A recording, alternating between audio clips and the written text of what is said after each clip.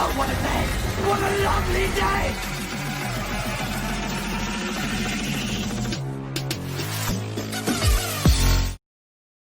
Welcome to Flat Earth Debate, Uncut and After Show. I'm your host Nathan Oakley, and if you are new to this channel, or you've not done so already, then be sure to subscribe and hit the bell notification icon to keep up to date with the Flat Earth Debate. If you'd like to support the channel, there is a super chat that runs alongside each of these shows while they premiere. There's also a PayPal, Patreon and crypto link in the info box below the video.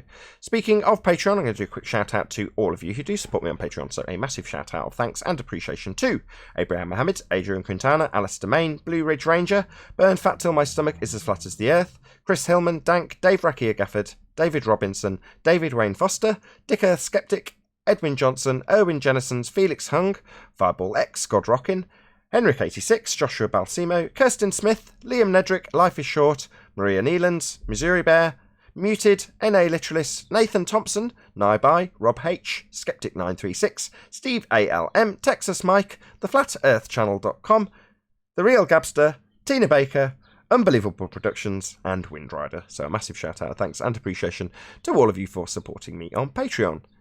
Now, we are joined by a couple of people in Discord. Also, we've got Neil and Ryan in there, so I'll raise the mic on them and you can enjoy their dulcet tones while I set up for today's live show.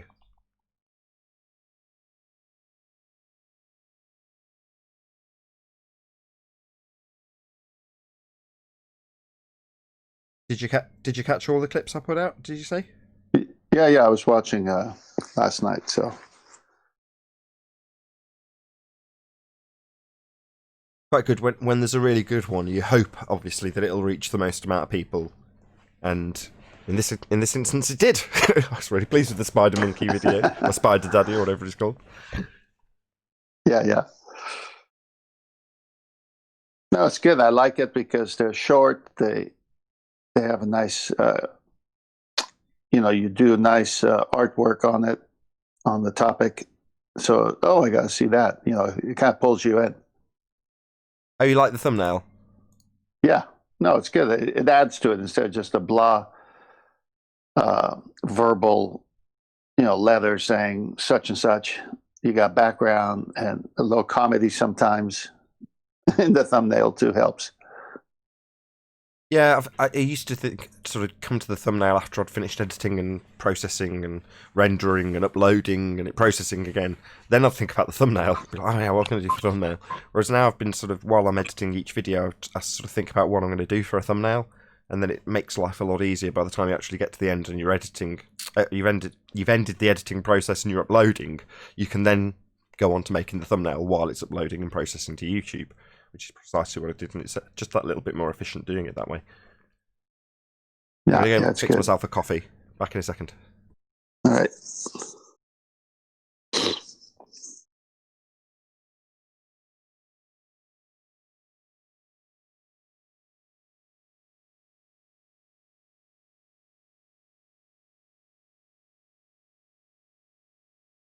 Morning. Good morning, Neil. How are you doing? Good. Nathan's getting some coffee, so it's just us. Okay, good. Because these mask things are really getting to me. They're really coming down hard on you. Because I never wore one. I used to put it around my neck. I've gotten to 3 confrontations in stores.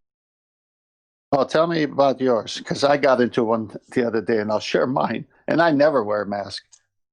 I put it around my neck. I just put my face again, and then once it's in, it's down by my neck. So you got your regular shoppers in Walmart, everybody passing remarks.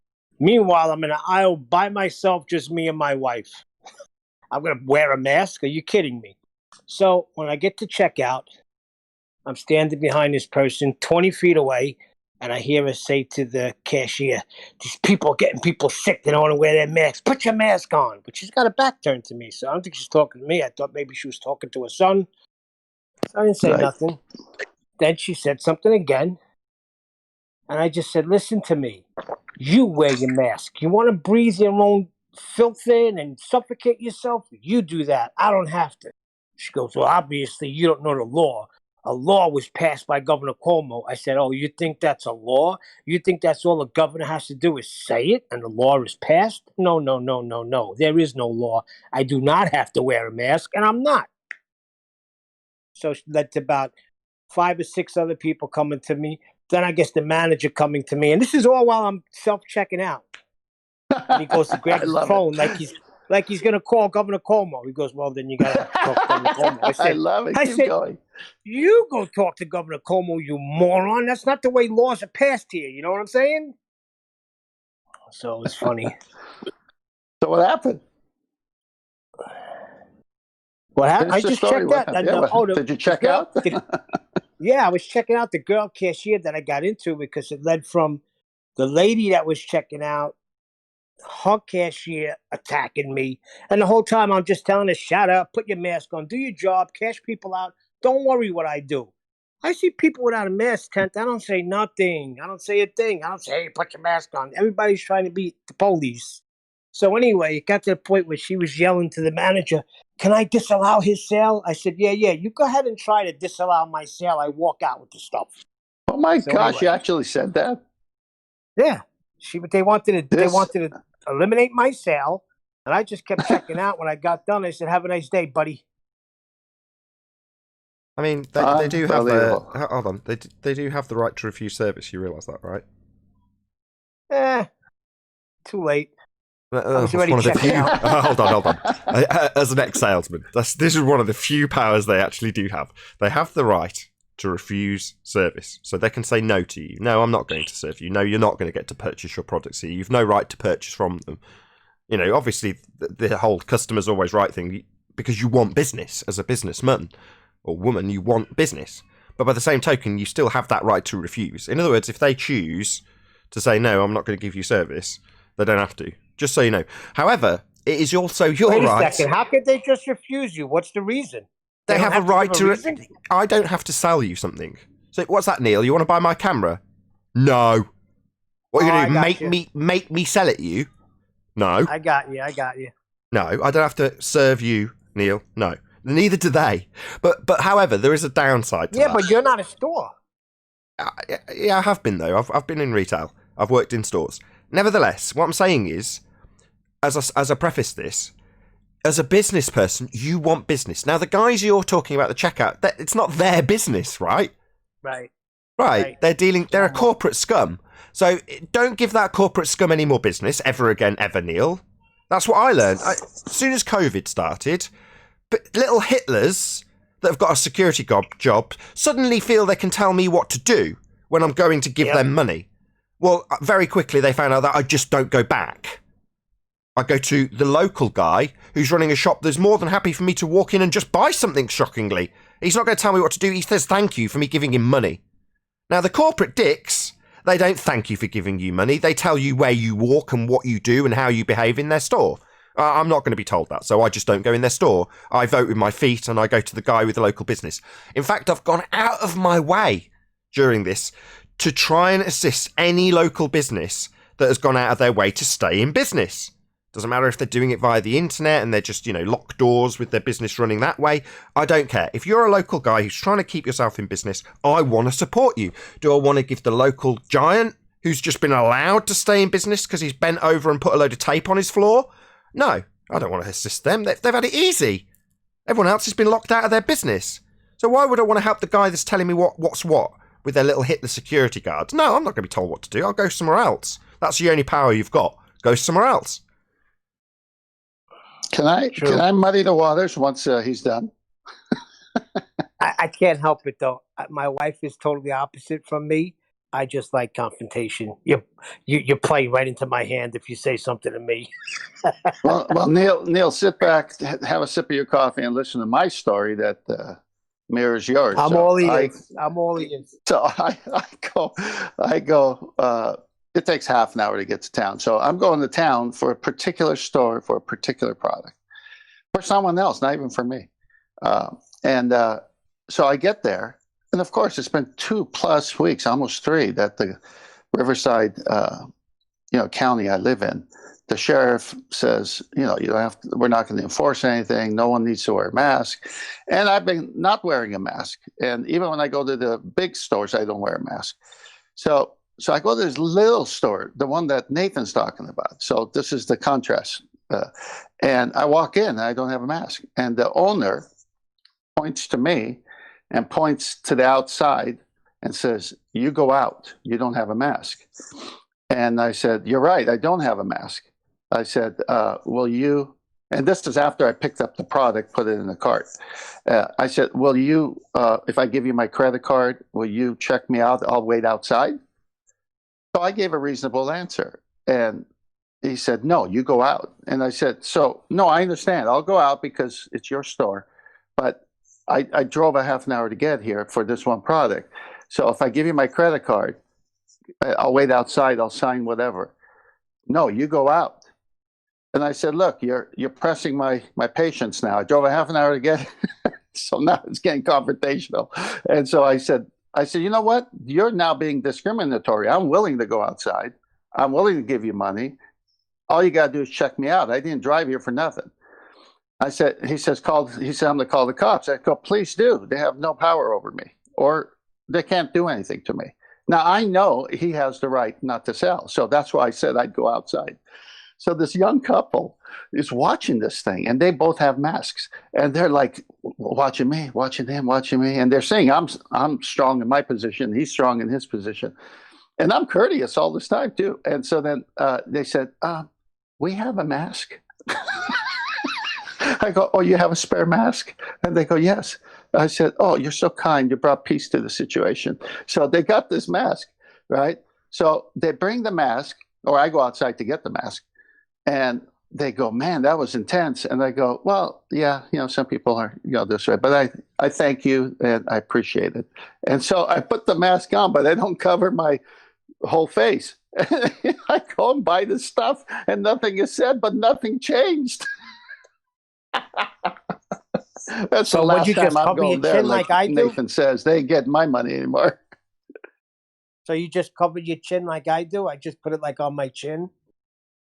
I had it. I had my whole nose exposed. I had my top lip exposed. I just wanted to see what he'd say if I didn't fully put it on. He didn't say anything. Yeah, they tell me a lot of times I have just right under my neck, and people are motioning to me, put it on. You're getting people sick. I'm like, these people. You know what it is, too? I seen two people last night walking down the block, nobody in sight, and they both had masks on. Like, are you kidding me? They're sheep, man. Don't worry about it. You don't have to give anyone their business if they treat you that way, and they're not getting my business anymore. What I'm saying, they got so much control. Like, people are really just a couple. You're wearing a mask with nobody near you? So it's airborne? This thing is in the air now? Neil, the mask is just a visual reminder of the control that they've always had over these people. Oh, there's more to it than that. There's more to it. It's far more complicated. So, if you want to instill totalitarianism, the easiest way to do it is to get your people to not train, massage the general public into an understanding that you're going to be told what to do and how to do it and when to do it and where to do it. And rather than whoever, the police or the government themselves telling you, they give you an overriding situation and then leave the corporate business owners to actually enforce those rules. So you end up with the security guards enforcing these rules. And that's the people, isn't it? They're the general workers. Now, they don't care, the general workers. The guy on the till, for instance, that you were describing earlier, he doesn't care if you don't come back because it's not his business. But the business owner that definitely does want your business, generally speaking, most of those types of non-necessary businesses have been shut down anyway. So what are you left with? You're left with the corporates that will do exactly what they're told. They'll install all of the regs and rules and exercise what they tell you are laws when they're not. Just a correction. The guy that told me, he was the owner, so he was just adamant. He's just fearful. I felt bad for him because he actually believes all the junk. Well, exactly. There's going to be a certain number of owners that are in those situations where they can, as a private business owner, still operate because they're running a necessity or an essential service, right? So his store was an essential service, but he's still going to be, as you put it, terrified that he's going to be put out of business if someone sees someone perceivably breaking what he thinks is a law. So he's going to speak out in defence of his business. So he's going to become that guy as well. Well, that's all really useful because no authority figure is actually telling you what to do. It's just you guy who runs a shop that's telling you what to do. But you're slowly being, that's the word, you're slowly being conditioned to that scenario where somebody you've got that's in reality should be grateful for your custom is telling you what to do and you accept it. Yeah, precisely. There's all kinds of people, Neil. Just give your money to people who think like you and treat you right. Order a mask from Red Pill Philosophy. They're pretty funny. I just don't wear one. Why do I need a mask? But just recognise that it's conditioning. We're being conditioned currently, and most people haven't got the slightest idea. It's like training a dog. That's all that's happening. Now, to me, it's an outrage. I recognise it. It's overt. To most people, they don't recognise it, and they'll enforce it and tell you how you should recognise it. When, like I say, generally speaking, I'm not going to speak for everybody, but a lot of the people who come here recognise what's going on. We're being conditioned, and we're doing it to ourselves by way of normie and his fear, her fear. Yeah. My bank doesn't even make me wear a mask. My banker said, I walked into the bank. I said, look, I don't have a mask. I don't want to wear a mask, but I have some business to do with the teller. And they said, oh, you don't have to wear a mask. It's optional. So my bank doesn't make you do it. Yeah, the bank are going to know the law. And they're in absolutely no danger of being shut down now, are they? No, but for the funniest thing, I said, this is the first time I've ever seen so many masked men in the bank. Boom, boom. I'm going to get some coffee after that one. I'll hustle a few more people off mute.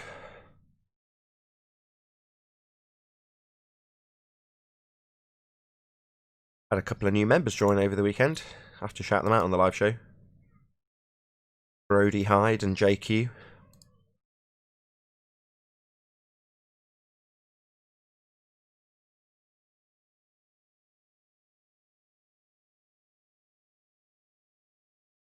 There we go. You're all off mute in Discord now.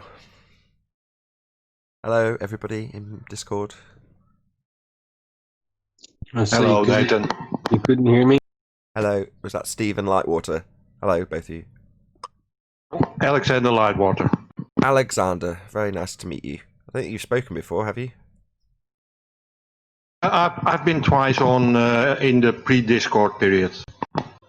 Okay. I've seen your name many times, just can't remember speaking to you. Hello, JQ. Thanks for joining as a member. Good morning. Morning. My latest penguin. Hey, Nathan, I need to correct something that's really been bugging me that you've been doing, that you're making this terrible mistake, and I need to correct it. Feel free. I don't know if you can handle it. So you know how you do the Jeopardy theme? You know how you do that Jeopardy theme when there's some dead air? That one. That one. You're doing it slightly wrong. Okay. Are you ready? It goes like this. Da da da da da da da da da da da da da da da. You do da da da da da da da da da da da da da da da. You notice the difference?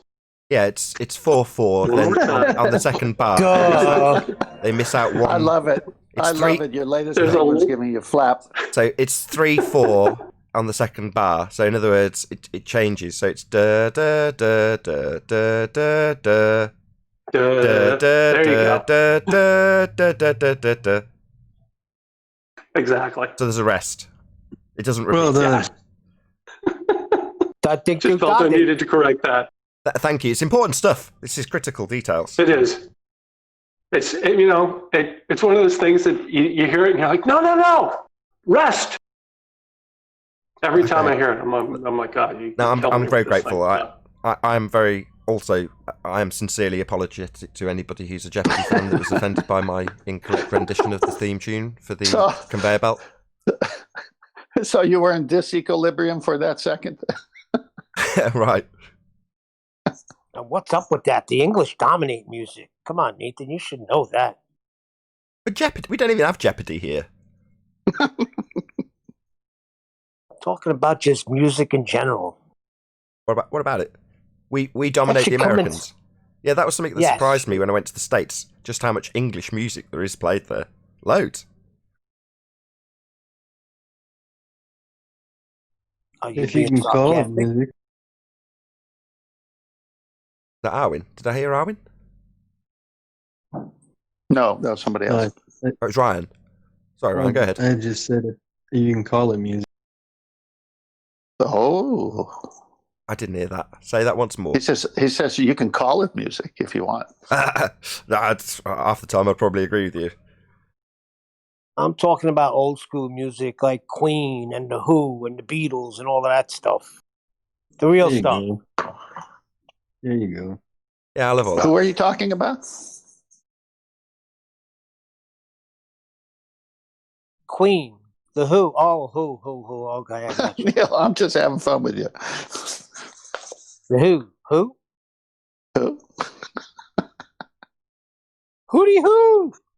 Well, I live near the border with Tijuana, Mexico, and on the AM, just about every station is in Spanish. It's all over the place. I didn't know we're neighbors. Yeah, well, the Mexicans did live there at one time. It was their land, correct? Yeah, but the Alamo refused service. Mexicans can just shop elsewhere. They vote with their feet, man. It's closed. Did you know? I have to verify this still, but that war ended up with the American troops surrounding Mexico City, and the deal was brokered at that time that they would give everything back to Mexico except the portion that they wanted by Texas. And that was agreed upon by the Mexican government because they were about to lose all of Mexico to America. They never tell that part of the story. Hey, let me give you something before Nathan starts the show. I know we got 5 minutes. This TV program, and it's real because you got Seattle, right? They've taken over 6 blocks. So on cable, on one channel, you have Sleepless in Seattle. And the next channel right below it, you have A Clockwork Orange. Now, if you've never seen A Clockwork Orange or you've seen it in the past, you should rewatch it again because that's exactly what's going on here. I think they're renaming a musical, All That Jazz.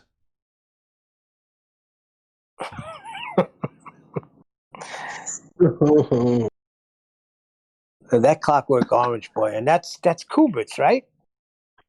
I remember watching that a long time ago. I can't remember it, though. It was so wild. You got to rewatch it. It's some tough scenes being a Christian. I mean, there's nudity and...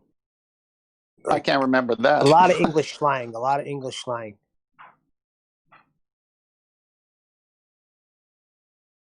But it's good. At the end, they were using him for political gain. Was that a jab at Nathan's native tongue? No, I think I actually read the book when I was in prison, but they had somebody who read it before had put what the words mean above it because I would have been lost. Not like the simple one, like bollocks. We know what that means, but the whole book was in slang.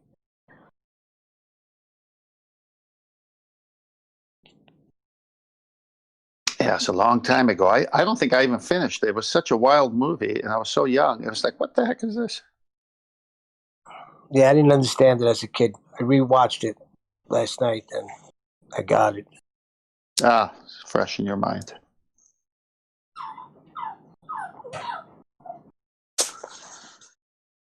All righty then. We had some good shows last week. Slightly unnerving. My PC's overheating. Occasionally, when you restart, the fan control doesn't load up properly. I'll just have to keep an eye on it, I guess. think the same thing happened the other day. So about 3 hours, 20 minutes into a show where I had all the time in the world, the computer just crashed. And I couldn't figure out why, because obviously it loses all the data that you've been logging, but I wasn't really keeping an eye on it, whereas now I thought, I'll just keep an eye on it, just see what's going on. And it's like, wow, why are the fans all going nuts? So I've got control of the fans, but I'm like, will it overheat during the live show? I bloody hope not. Mm-hmm. And you got to have a quiet fan too, right? Yeah, it generally runs almost silent, but it is summer, so maybe it's just getting a bit hotter, or maybe I'll have to just go through it again. And well, this is me going through it, so I'll just keep an eye out during the live show. If it doesn't nasty, I'll take steps. You know, it's amazing. I'll just wait.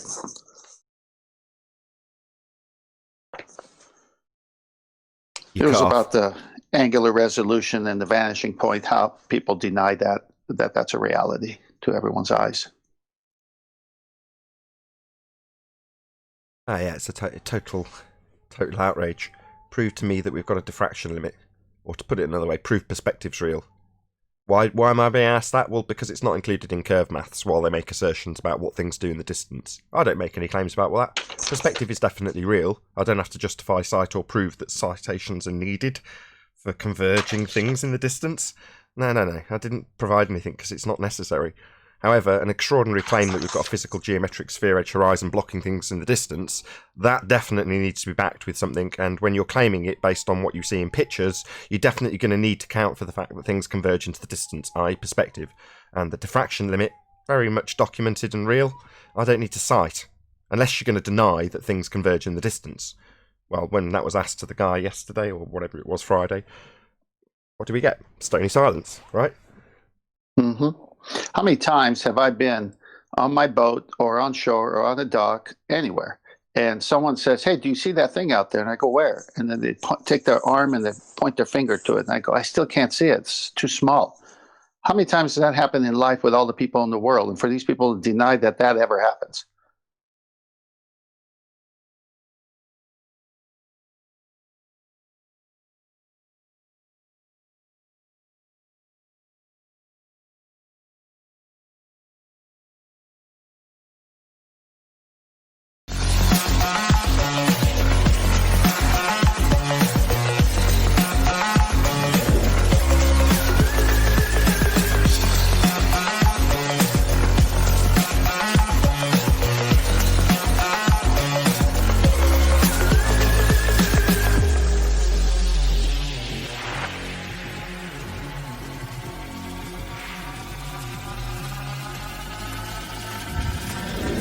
Oh, what a day! What a lovely day!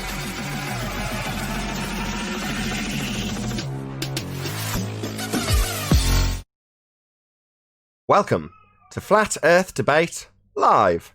I'm your host Nathan Oakley, and if you are new to this channel, or you've not done so already, then be sure to subscribe and hit the bell notification icon, plus the join button if you'd like to become a Nathan Oakley 1980 channel member and keep up to date with the Flat Earth Debate.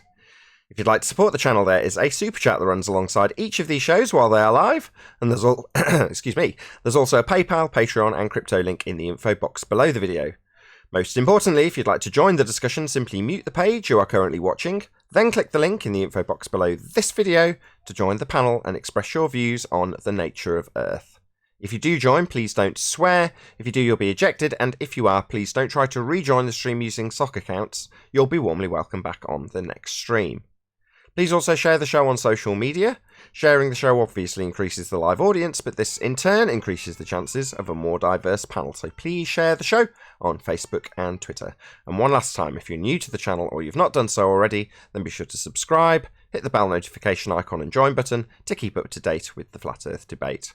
Now, we are joined by 10th Man, Arwin, and a whole bunch of people in Discord. So welcome, one and all. Good afternoon. Hey, good morning.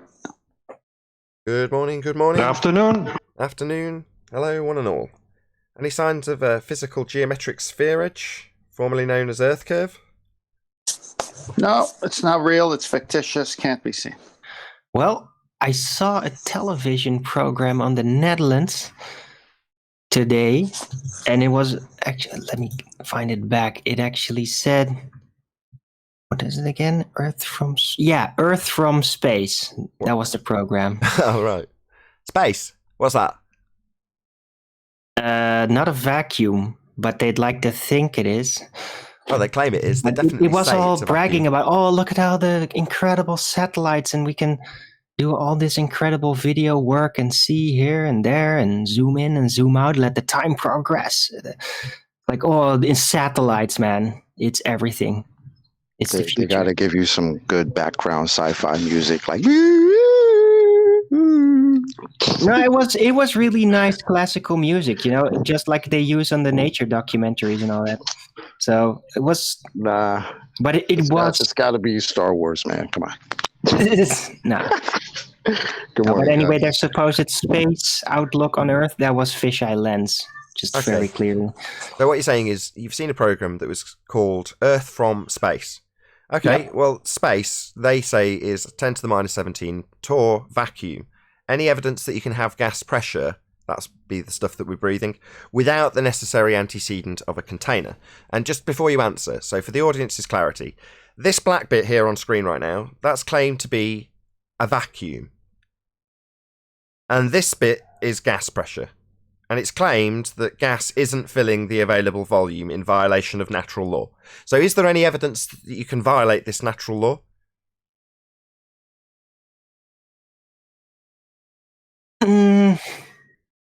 Not really. Not really. No. Not really No, any no evidence of an evidence. inviolable natural law being violated. Not really. Yeah. Or really not. However you want to order those words. Hey, Chocolate. I think Babs has got something to add. You want to add something, Babs? Check. No, I was just checking my mic. I'm going to add something later on. Fair enough. Any evidence of axial rotation? Not of the Earth-based variety. Any Things scientific move, but evidence of gravity? Hey, Chocolate, by the way. scientific evidence of gravity. Good morning. No. Good morning. Good morning. No, that's not possible. At least it doesn't seem to be possible to do that. Like gravity is a misconception, or rather a concept perceived to be real, yet it isn't. Any evidence of the distance to the sun?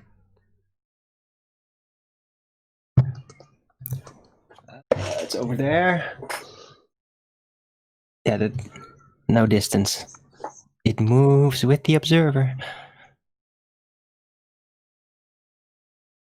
Any single viable hypothesis from any of the fields of astronomy, cosmology, or astrophysics? Not viable ones.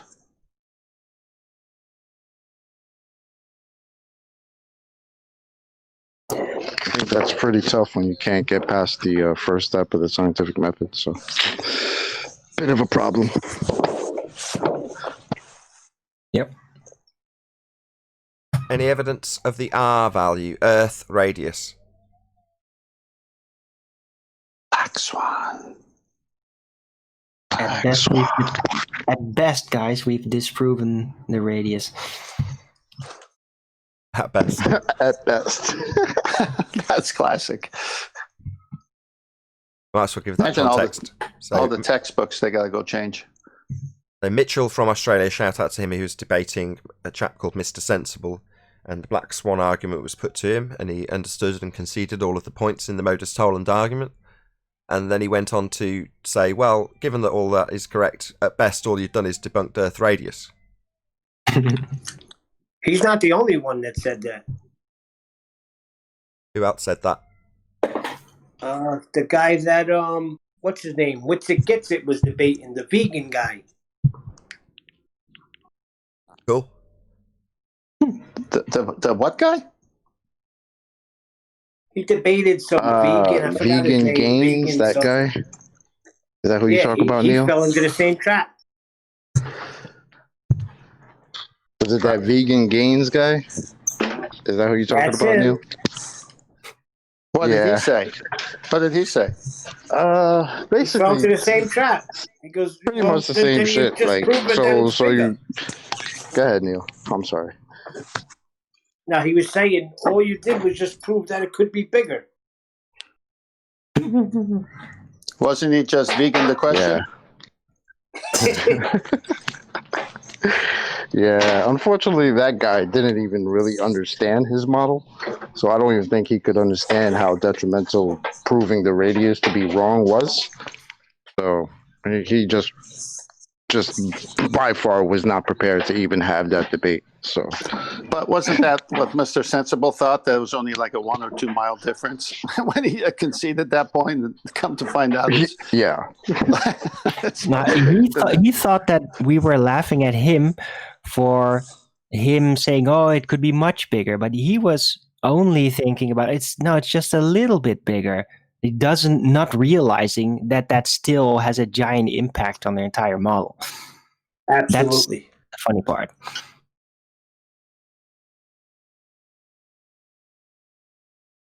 Is it worth me giving a rendition of the modus tollens argument at this stage? Our own housekeeping. No, do it. Why not? Did you say you'll do it? No, I said go ahead and do it. Oh, okay. If the Earth is a sphere with a radius of 3959 miles, then every distance to horizon measurement can be no more than 1.2 times the square root of the observer's height in feet.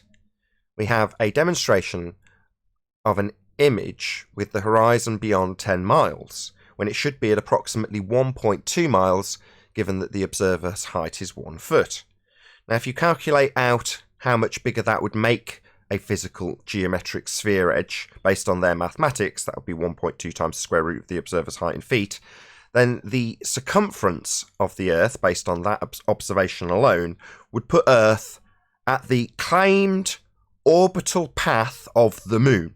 That would be your equator. That's the circumference of the Earth if you use the Black Swan image to calculate it based on the presupposition that Earth has a physical geometric sphere edge.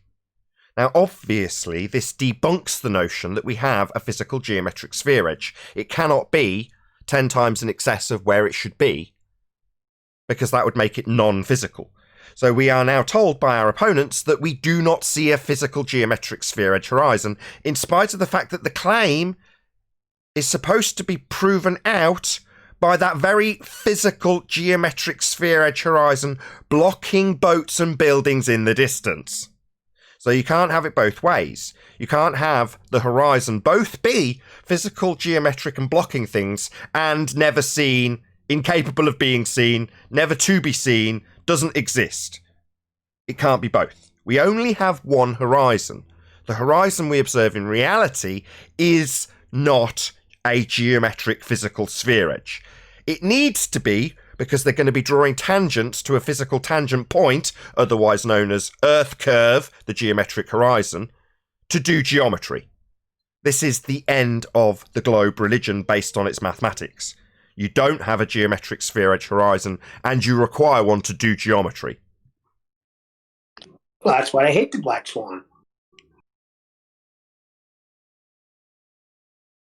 Check.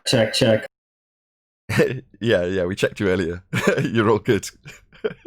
Right. I think I got my mic audio issues fixed right now. Would it be a good time to pipe up right now? You can pipe up whenever you like. Right. So I had a question about a recent discussion that we've been having about perpendicular and what that actually means in geometry. So in the globe Earth paradigm, perpendicular means in the globe, sorry, I got that mixed up. In the globe Earth paradigm, level means perpendicular to the force of gravity. So what that means is that at any point on that ball, you're going to be pointed towards the center of mass. So level is always going to be perpendicular to the force of gravity. So if you're using a tool to measure that, like say a plumb bob is just like a pine cone that's being suspended on a string. So that tool is always going to point down regardless of where you are on the surface of Earth, because it's designed to work that way. So it's in the globe Earth paradigm, the plumb bob is being pulled down by gravity. That's why it's pointing down. But in our paradigm, it's more dense than the air surrounding it, so it's pointing down. So I'm just trying to understand what this argument surrounding this is. Like, if you have a level at one location, then you have another level in a straight line in a different location. Why would you expect them to look different if they're all designed to work off of either density or gravity? They're all going to behave the same way, regardless of if we're on a sphere or a flat Earth. Well, no. Based on what you declared they state as their paradigm, all plumbs are pointing in a different direction. That's their paradigm. So, therefore, if their paradigm is true, that would be demonstratable. In other words, you wouldn't ever have parallel lines with plumb lines. That would never happen. Now, the facts are as follows. If you are a globe-believing geodesic surveyor and you go forth to measure the land, what you have just described will be imposed before any measurements are actually taken. That would be to say that you will draw a zenith with a presupposition that the plumb line you drop is pointing to a presupposed centre of an Earth that has already been determined by way of a datum to be a sphere. So if we're in England, we're going to drop a plumb line and assume we're at, I don't know, a 45-degree angle on that sphere before I do any measurements. So that will be establishing my point based on the datum with a presupposition that my plumb is pointing to the centre of a presupposed spherical Earth. From that point, that same surveyor... Right, hold on. From that point, where they presuppose a sphere is beneath them, they will then map out a tangent, because of the presupposition that they've made, plane. That is to say that from that moment forward, they will be using Euclidean principles which state quite clearly that parallel lines are never going to intersect. Completely the converse of the presupposition when dealing with plumb lines and drawing a zenith based on a datum. So from the point that they've presupposed a sphere Earth, they will then make measurements that assume plumbs run parallel. That would be Euclidean principles on the tangent plane that they draw out. So for the sake of argument, from the centre point of that tangent plane, they will assume that a quarter of a mile left of them, their plumb line runs parallel with the plumb line they dropped when they made their presupposition. That would be Euclidean principles holding true. Parallel lines for plumbs. So they do not hold this axiom true because it does not demonstrate itself in reality. Now, while they might justify that by saying, oh, we only do that locally because there's only a very insignificant difference, a difference there must be and is not, and what they are measuring is done with Euclidean principles that demonstrate that principle as false, i.e. the principle that you declared by presupposition that plumbs move to the centre of a presupposed spherical Earth based on an assumption that you're dropping a plumb based on a point on a datum that says you're on a sphere, and then using Euclidean principles that say that does not happen. Do you understand? Right, I do understand. The assumption is that if we take a plumb bob and we place it at different latitudes, the plumb bob is still going to be pointing down, but the assumption is that at different latitudes, it's going to be at different angles, even though it's behaving the same way. Oh, I see. But What's a latitude? And what's a latitude? Just if you one sec. Just one line sec. up hold on. like a Hold on. line Hold of on. Hold on. plumb Hold on. bobs in a straight Hello. line. Hello. Hello. You've said this You're word. not going to be able to tell. Hello. Can you hear me?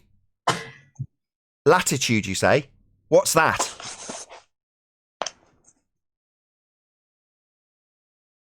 Sorry, I can't hear you. Latitude, you said? What is a latitude? I don't understand. What's that? My thing's choppy. What is latitude? I think he's rejoining. A latitude is a presupposed line on a globe.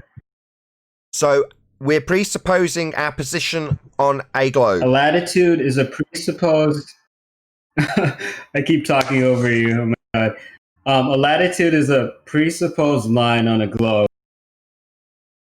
So after we take our presupposition that we're on a globe, we say we are here on a globe, and we're going to drop a plumb that's at this particular angle to the centre of the globe that I'm presupposing we're standing on with the datum on its latitude line.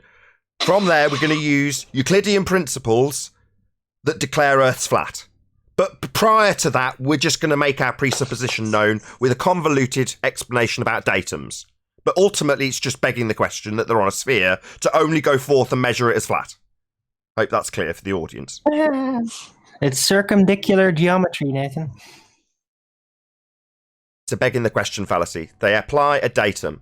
Or, in the case of Brian's logic when he was discussing it with actual geodetic surveyors, he will ask them if they're begging the question at that stage, as I've just detailed, and they will explain how they use a global positioning system, and they're not begging the question. Well, they are. Well, Global yeah, means that assuming is the globe. exactly what I said.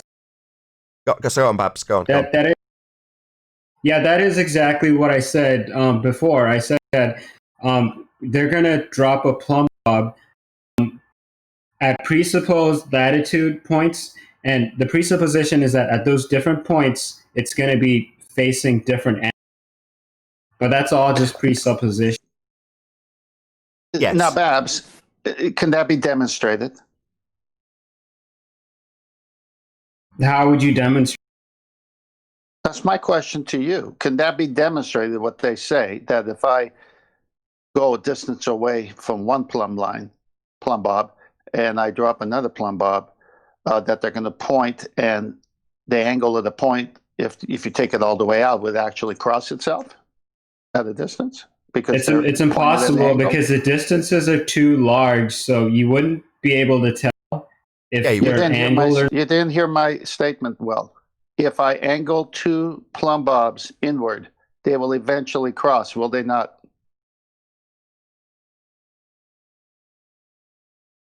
That's the claim. That's correct. What they're stating as their presupposition cannot be bore out or demonstrated, and when they measure things, they work with the opposite principle being applied. Euclidean, i.e. they will never intersect. How would you angle a... Angling a plumb bob isn't an option because it defies what a plumb bob is. And Euclidean principles dictate that if you have two of them, they're running parallel with one another, and that is precisely the principles that will be applied after they beg the question that they don't do that.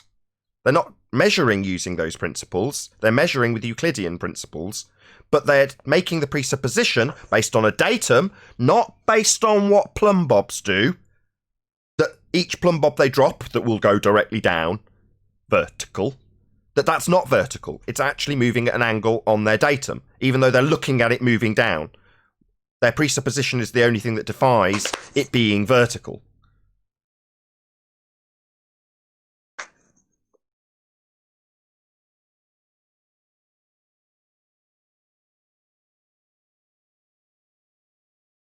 Any more for any more, Babs? Go on, Arwin. Just saying that entire process you're describing, how they adapt perpendicular and all that to R, a center point on a sphere, I call that circumdicular geometry, which is basically a flat geometry wrapped around a ball, virtually. But it uses it. You said R? Flat. Yeah, R. What R? Well, what R? R-based geometry. Ooh.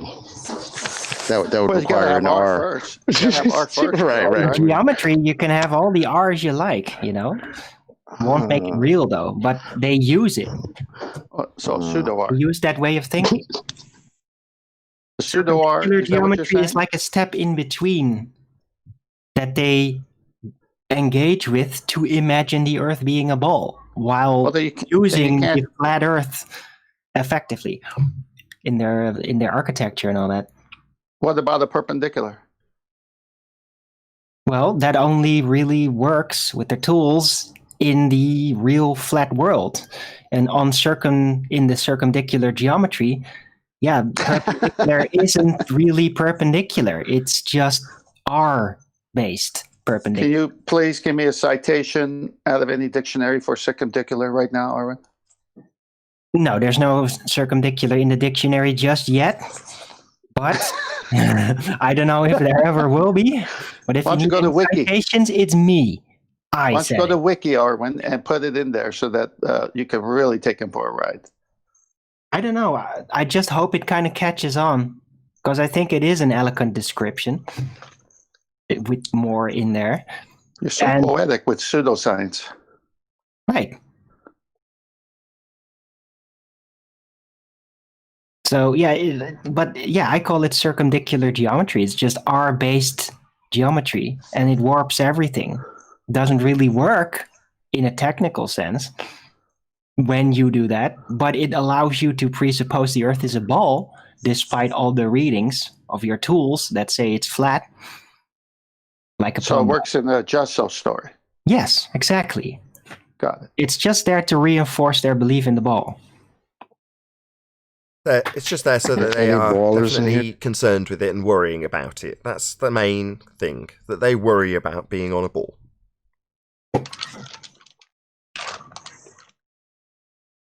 Worry about it? Yeah. What do you mean? They worry about... Well, Being they on a worry ball. that it... I think they're more worried that they're not living on a ball from the way they act. Yeah.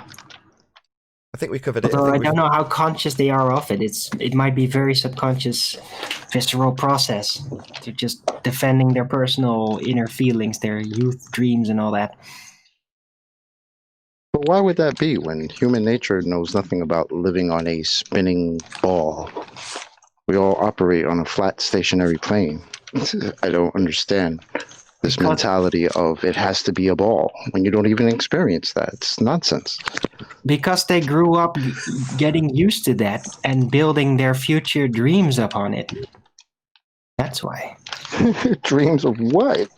Of their life, of whatever they're going to do, of however the world is going to change.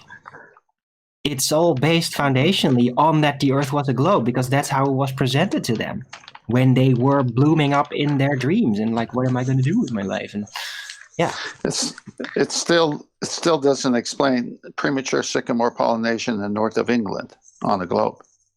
it doesn't. That's right.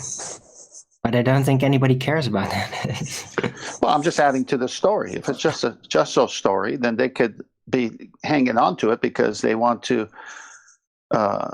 in this just so story, have many planets and different life forms and become their own god or whatever.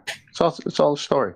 All right. Well, if NASA told them that sycamorphic pollination actually was a thing because the Earth is a globe or whatever, then they'd have to take that. Nathan told them that, not NASA. Nathan's got the I know. goods on that. I know, but that's part of the example. Like, they're okay with whatever is asserted to them as long as that allows them to believe in the globe. Well, you got to first prove there's a sycamore tree on some other planet first. You can't beg the question about sycamore trees that are in the north of England. We're not having the same argument. I think you are. It's farcical at both No. ends of the extreme. But I'm not actually talking about sycamorphic pollination. I'm talking about a ridiculous assertion that might potentially be added on, doesn't have to be exactly that one, onto the globe cosmology, and then the globers would kind of be forced to officially accept it, even though they might not agree with it, because otherwise the foundations for their globe religion will weaken to them. See? Unless there's a glober in here that can tell us all about their globe, prove it to us so we can all pack it up and go home. That'd be nice. There's nothing to prove. Don't have a geometric horizon. Fundamental to them doing geometry.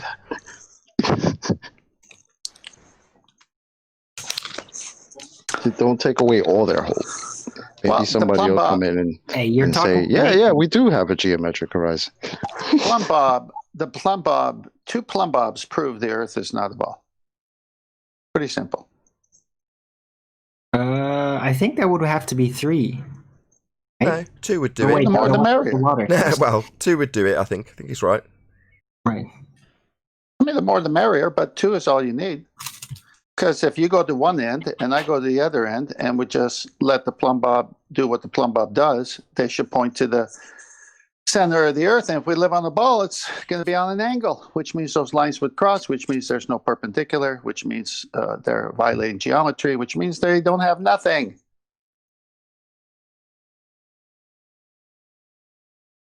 Bye-bye, globe. Did we cover all the housekeeping questions? I don't think so.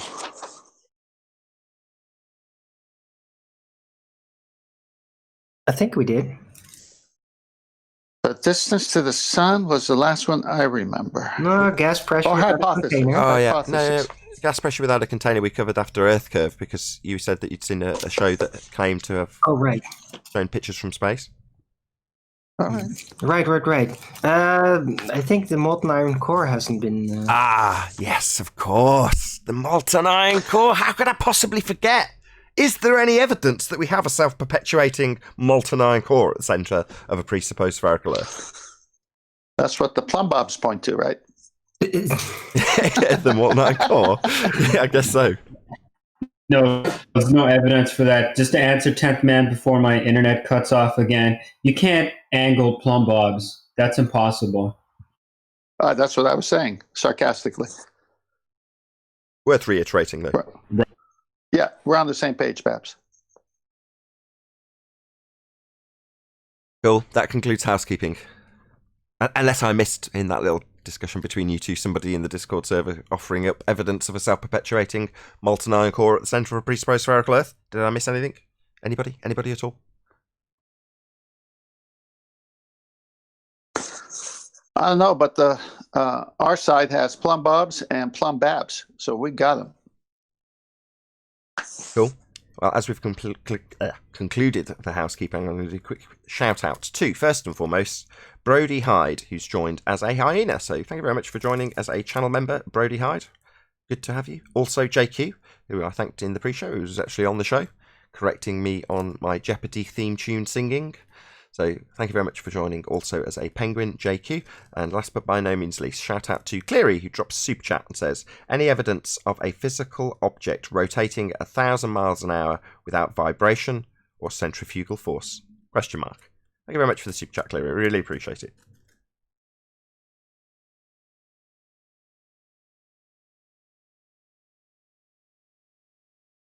Definitely no signs of whatever Cleary was just talking about.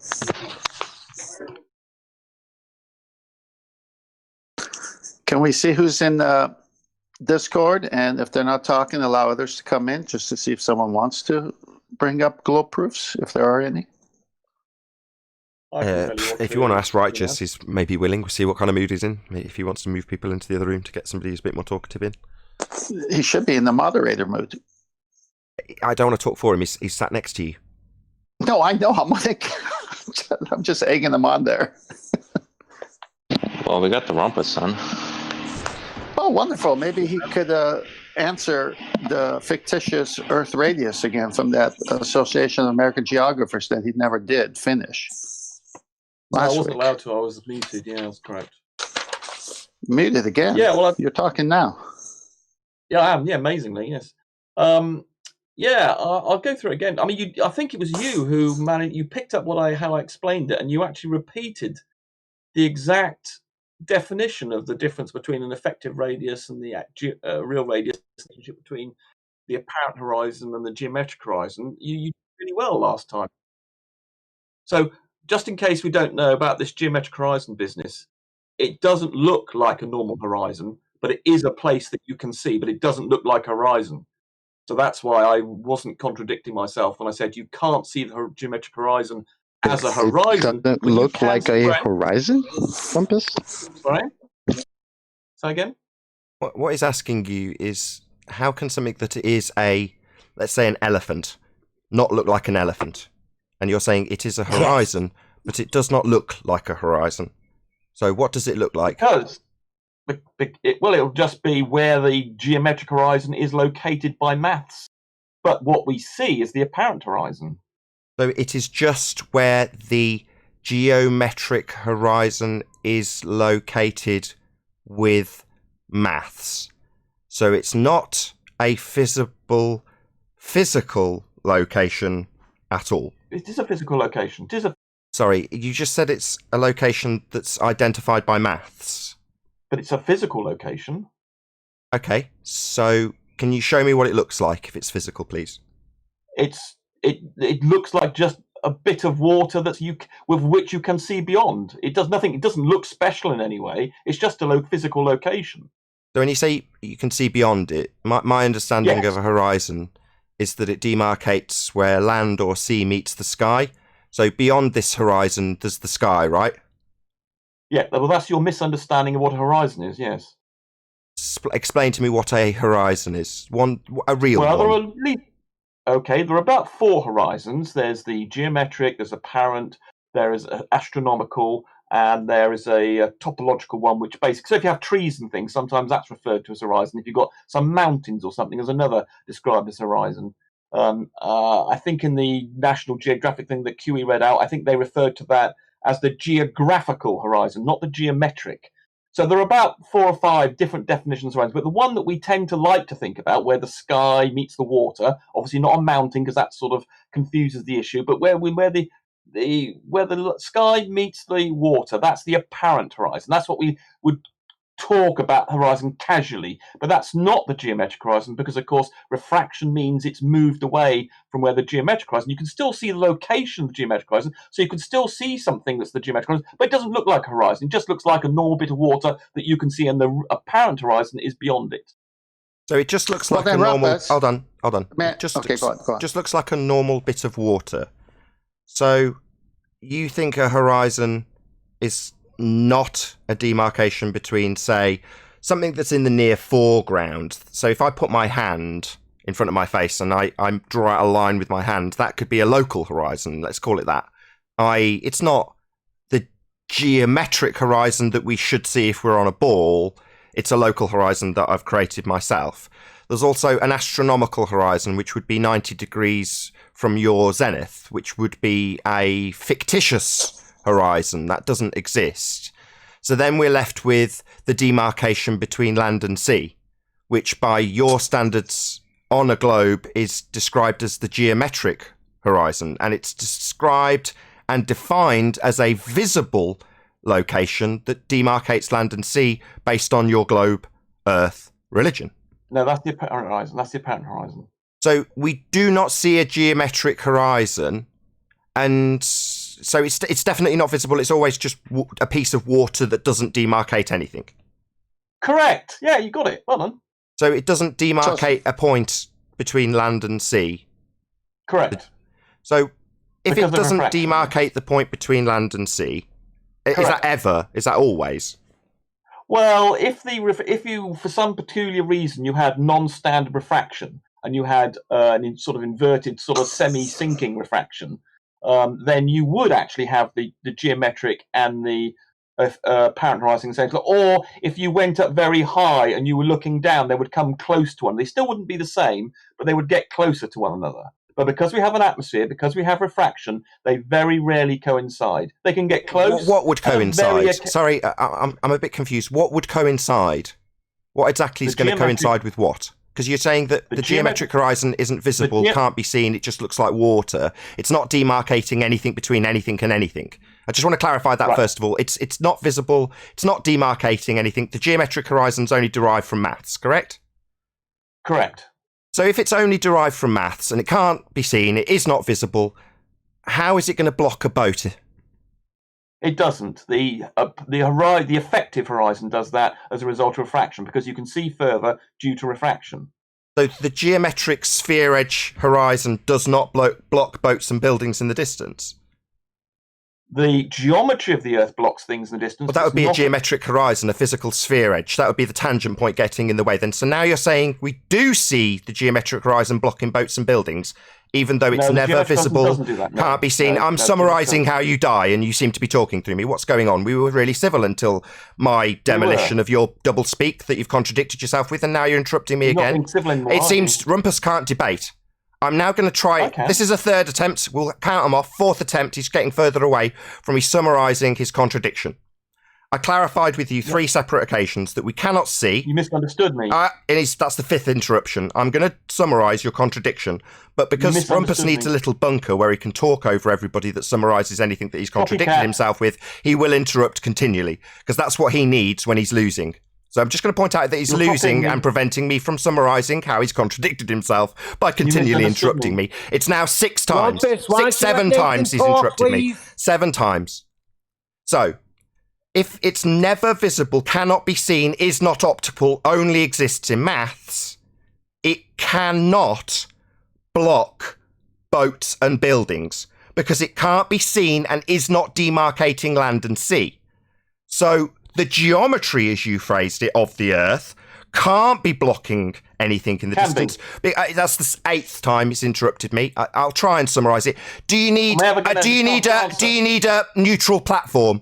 It's the 8th attempt of me summarising your contradiction. Do you need a neutral platform? Need a neutral platform, do you, to obfuscate this? Neutral platform needed, maybe. Maybe tell me that you've only got 3 words. Go on.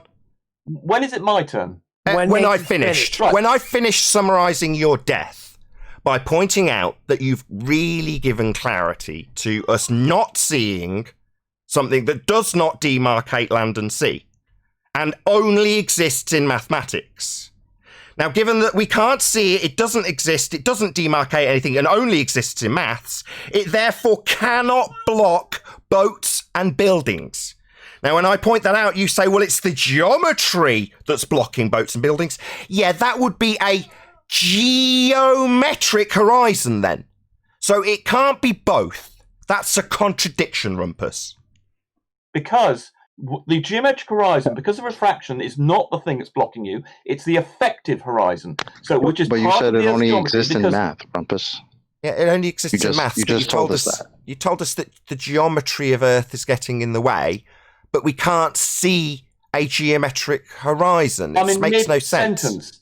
I'm in mid-sentence. If you let me finish the sentence, it'll all become clear. The geometry of the Earth is refracted. So that becomes the effective horizon. That's not the same as the geometric horizon. The geometry of the Earth and the geometric horizon are not the same thing. I see. Okay. Thank you. 5 more seconds. Please, my 5 more seconds. So I'm not going to get a chance to respond. It's just going to be 10 minutes of you saying 5 more seconds, is it? You've made your point clear. You've said the horizon is refracted. You've made your point clear. Now I'd like to respond without you constantly saying 5 more seconds. Thank you. So, what type of refraction is refracting the horizon? Well, it's usually just standard refraction, but you can obviously have looming as well. But the usual form of refraction, standard refraction, that's got an R value, and the R value would give you a tangent point. That's geometry. You understand the R in terrestrial refraction is utilizing geometry of the R value that we cannot ever see and is only existing in the maths. So it exists in the maths before it's refracted something with mathematics. You see, given that geometry and this horizon is only in existence in the maths, that maths can't refract things. Your standard refraction uses maths, not atmosphere. It uses R. Which reflects second attempt, maybe. Need a neutral platform so that I can't say this? Yeah, you need a neutral platform so I can point out that your refraction uses R. So it's mathematical based, not atmospheric based, and R gives you a geometric horizon, a tangent point. It's geometry based. And we can't see this geometric horizon. So this is circular reasoning, a logical fallacy, where you assume your outcome, that would be Earth's a sphere, and then you use the premise that you're assuming to prove that you're on a sphere. So in this case, you're assuming a geometric horizon that we cannot ever see, and then you're saying, no, we can't see it, but it's refracted with geometry, something that we can't see. So we've got an assumption of geometry, an assumption of mathematical, claimed to be refraction, actually 7/6R, Ah, the geometry, the maths, not reality, not refraction. Reflects reality, yes. It reflects the refraction, the bending of light. It reflects the fact there's an effective horizon that's not the same as the geometric horizon, and the effective horizon is caused by two things: the geometry of the Earth. Sorry, the geometry would need R. So you're saying the effective radius is affected by the geometry, and we can't see that; it only exists in maths. Well, you can see it. I say if you go up high, you can reduce it to the point where the geometric horizon and the effective horizon are the same. Chocolate, can you shut up? Chocolate, shut up. Sorry, Rumpus, you were interrupted. Right, so if you go nice and high, like Al-Biruni did, and you look down, the geometric horizon and the effective horizon become very close to one, within about 5%. So if you decide to measure the radius of the Earth, you can do that using the Al-Biruni technique, and you'll get a value within 5%. But the effective horizon and the 7/6R is because the atmospheric refraction is a function of the radius of the Earth. That doesn't invalidate it, and there are obviously lots of other ways of measuring the radius of the Earth, so we know that it's correct. We know we're allowed to use R, and we know that the refraction is a function of the radius. So Al-Biruni was measuring which horizon? The dip angle to the horizon, yeah. No, not the dip angle to the horizon. I asked which. You said there were several. Oh, sorry. Okay, I missed that, but I didn't hear. Right, yeah, Al-Biruni was measuring the dip angle to the effective horizon, but because the effective horizon from a high altitude is very similar to the geometric horizon, he then got a value within 5% of the right answer because they are close to one another when you're up nice and high and looking down. Is the effective horizon based on the geometric horizon? Yes. So he was presupposing a geometric horizon, or was he trying to measure the geometric horizon? I'm a bit confused. If he's measuring something that he hasn't yet measured, he can't derive that he's got a geometric horizon based on an effective horizon, because that would be assuming it's a geometric horizon to begin with now, wouldn't it? Yeah, he was trying to measure the geometric horizon, but... Oh, he was trying to measure the geometric horizon, but you've made it explicitly clear that it cannot be seen and only exists in maths. I'm trying to answer. He was trying to measure the geometric horizon. Yes, I understood that. He's trying to measure a geometric horizon, something that you say we can't see. It's just some point that doesn't demarcate land and sea. It's not a demarcation between land and sea, so how can he possibly be measuring it? I don't really understand how something that cannot be seen and only exists in maths anyway is going to be measured by Al-Biruni. Can you explain that? He got an answer within 5% of the right answer. Got an answer within 5% of the assumption that he's got an effective radius based on a geometric radius he's yet to measure. I didn't hear what you said. You were interrupting me. Oh, my bad. I was interrupting you when I was pummeling the fact that he's measuring a point you've said we can't see, a geometric horizon. But you're saying it's within 5% of an assumption of an effective horizon based on a geometric horizon he's yet to measure. Yeah, it's within 5% of a horizon that's geometric, that can't be seen. It's in 5% of something that can't be seen. The effective horizon is what you see. The geometric horizon is just a position, doesn't demarcate anything, but it's close enough. So it doesn't demarcate anything. We can't see it, but Al-Biruni was trying to measure it, correct? Yeah, he was trying to find... Yeah, so he was trying to measure something that he couldn't see. That makes no sense. But it was, because he knew it was close to the... He knew it was close, so he's measuring something he can't see, but he knows all about it, though, right? Yeah. No, he doesn't. He can't see it. He knew that Sorry, don't tell me what he knew. He's supposed to be measuring something. Why are you telling me about what he knows? He's supposed to be measuring it. He did measure. Sorry, he can't see it. He can't see the geometric horizon to measure it. He can't possibly be... You can see the effective horizon. Sorry, he just told me he's measuring the geometric horizon. The effective horizon is based on a measurement of the geometric horizon and the differential based on that presupposition. He hasn't measured it yet. He can't be comparing it to an effective horizon. He's measuring a geometric horizon, and you've said you can't see that. No, he's measuring the effective horizon. And what's the effective horizon? Is that based on the geometric horizon? Yes, it is, Nathan. This is the second time we've gone round in this circle now, isn't it? Why would we be going round in circles already? He's trying to measure the geometry, isn't he? You can't think. The dip angle is independent of anything. That dip angle gives you the dip to the apparent horizon. To the apparent horizon? But that's not the geometric horizon, so he wasn't measuring the geometry then. He was measuring. So he just said he was measuring the apparent horizon. That's not geometric. So you're saying he was measuring the apparent horizon. He's not measuring geometry then? He is, because it's... No. Apparent isn't geometric, moron. It is, you moron. It is. You think apparent horizons, you've just made it really clear these are different things. You stressed to me how different the apparent horizon was to the geometric and how it absolutely was not the geometric. Now you're saying he's measuring the apparent horizon. So he's not measuring geometry, Rumpus. It's within 5%. Within 5% of the assumption of a geometric horizon that gives you an effective horizon. He hasn't measured it yet, mate. He's measured the dip angle. To the geometric horizon that he can't see. You see how we're going round in circles, ladies and gentlemen?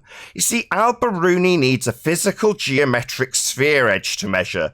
And according to these fundies in the trenches, he can't see it. Well, it's not apparent. I mean, it's not... It's not apparent, so he can't see it then. So he's measuring the geometry of something he can't see then. No, he's measuring the geometry of the effective horizon. The effective horizon's based on the geometric horizon. So he's measuring something based on a presupposition of something he's yet to measure. No, Rumpus. He's measuring a geometric horizon, something you say isn't apparent. Then when I point that out, you say he's measuring the apparent horizon, something that's not geometric. How about letting me answer? Right, so when you measure the dip angle... To what? What are we measuring the dip angle to? Let's get some clarity. Take it a step at a time. What's the dip angle to? Give it a try, Nathan. Let me actually answer instead of interrupting me off. Okay, I'll ask the question. What is the dip angle measured to? Not let me answer, will you? How about letting me answer? Give it a... Okay, I'll let you answer. I'll ask the question, then I'll let you answer. What is the dip angle being measured to? Sorry, I missed the... Say that again, please. You're asking me to ask you for a fifth time? Yeah, I don't mind. What's the dip angle being measured to? The effective horizon. Based on the geometric horizon. Not the geometric horizon, no. Not? So he's not measuring geometry then? He is measuring geometry, yes. So that would be a geometric horizon then? No, it wouldn't, because... So the geometric horizon isn't what you measure when you're doing geometry. You seem to not understand what geometry is. You don't understand what geometry is. Answers here. I know that's what your tactic... You're telling me he's not measuring something geometric. Well, then he's not doing geometry, and you're telling me I, don't understand this? Either he's measuring geometry or he isn't. He's either measuring something that's got geometry or he isn't. It's just that simple. If he's measuring an apparent horizon, as you say he is, that's not a geometric horizon. How about letting me answer, Nathan? Right, so you asked me what he's measuring, and he's measuring the dip angle as he sees it optically, and that will give you the dip angle to the apparent horizon. The apparent horizon's not geometry then. So he's not doing geometry. The apparent horizon isn't the geometric horizon. Let me finish a sentence, will you, Nathan? Right. You did finish a sentence. You said he's measuring to the apparent horizon. Well, the apparent horizon isn't a geometric horizon. So he's not measuring geometry. It's just that simple. Now, I realise that it's obviously in need of obfuscation, but you've made it clear what an apparent horizon is, and if he's measuring to that, he's not measuring geometry. Now, you don't have to like it, and communication shutdown won't work here. I've told that you many times. But if you're saying apparent horizon, and I'm absolutely certain based on your definition that apparent isn't geometric, then he's not measuring geometry then, is he? Scaredy cat. Scaredy cat. So is that your rebuttal? If he's measuring an apparent horizon, he's not measuring a geometric one. I haven't been able to say yet, actually. All you've done is tell me how you've not been able to talk every time I've responded by pointing out that, as you've explained, and I heard, I asked you what he was measuring, what the dip angle was measured to. You told me it was measured to the apparent horizon. Well, the apparent horizon, you've explained, is not geometric.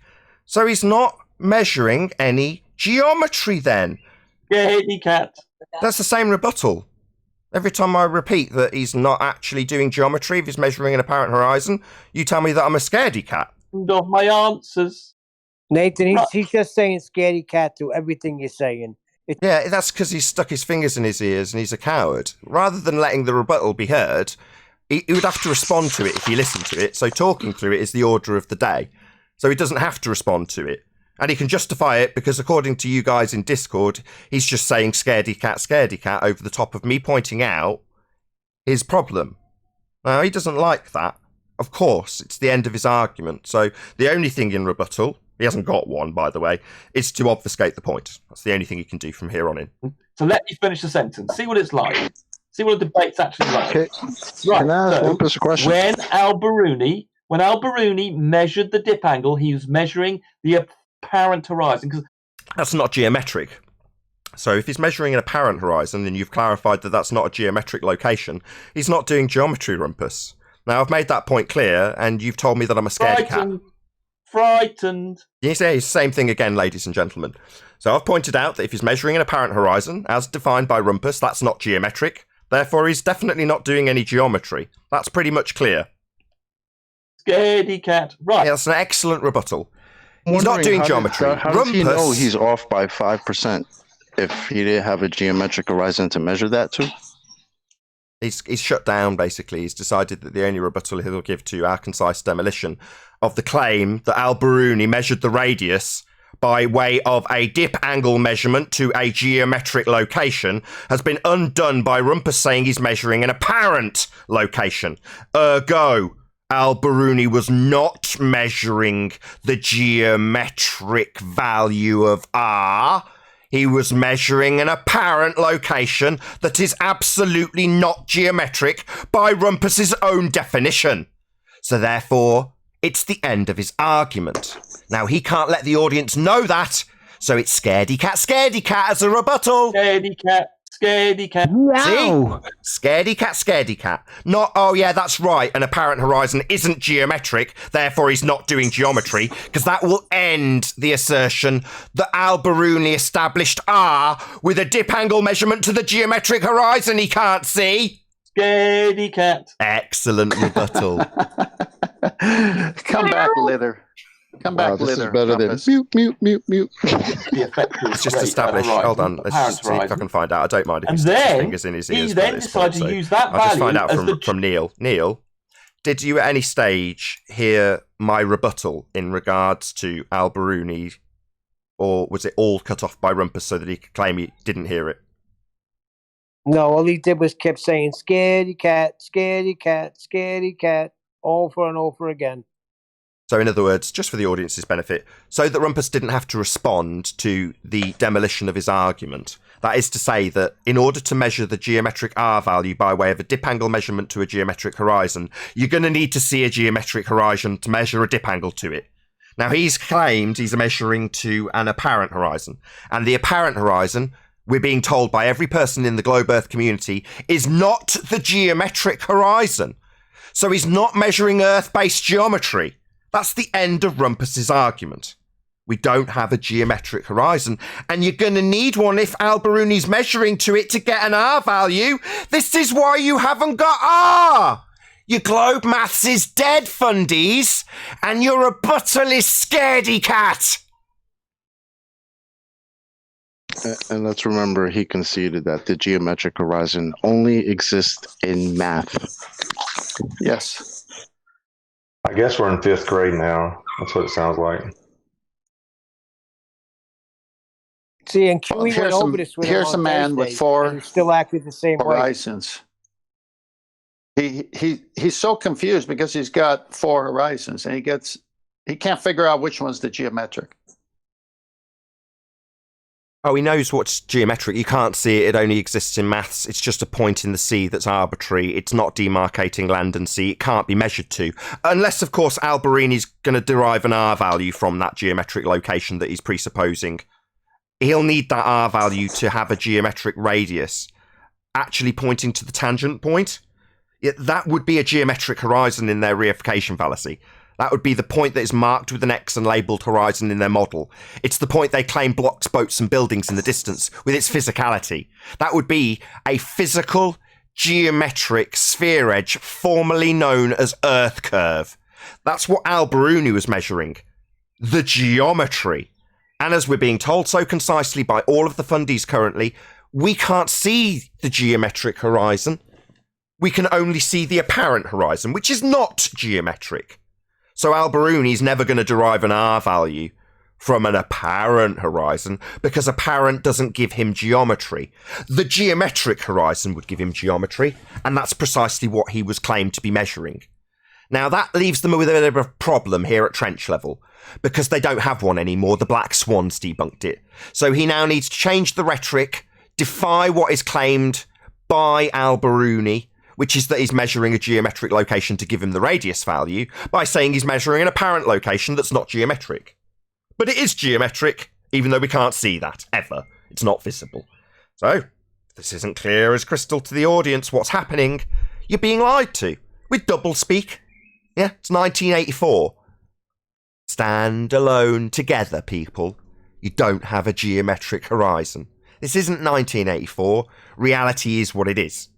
We don't see that which you require in your mathematics to claim you've got a physical edge blocking stuff. That would be that your physical edge is physical and based on geometry. It's not. Your fundies even admit it, and it leaves you with a very real problem when the very maths that you're going to use to claim refraction's moving it needs an R value to have at some point, i.e. Al-Biruni, have had a measurement to it. And if you can't see it, you can't measure it, you don't have an R value. Let's do a quick few shout-outs to Unitox Femu, who says, Rumpus, please stop. I moved my kid in the other room. Thank you very much indeed for the super chat. A Cruel Vision ACV says, I became a flat earther by listening to Rumpus. Seeing that level of stupidity is a flat earth proof in itself. He is my second favourite flat earth proof. Very amusing. I love it. Okay, there was one other. Let's see if I can scroll up. It's too big to fit on my screen. Here we go. It's Flat Earth Data.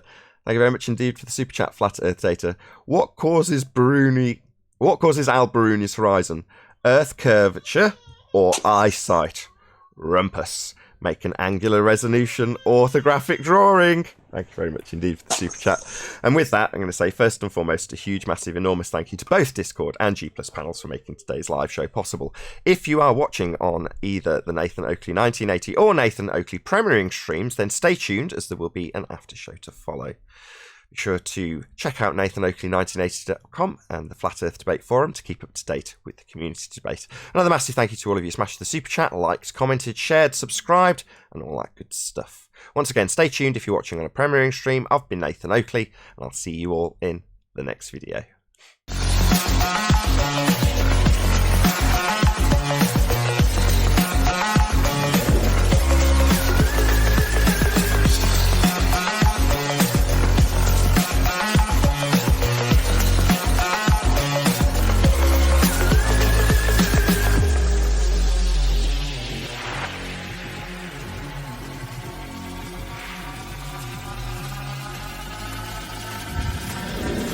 What a day!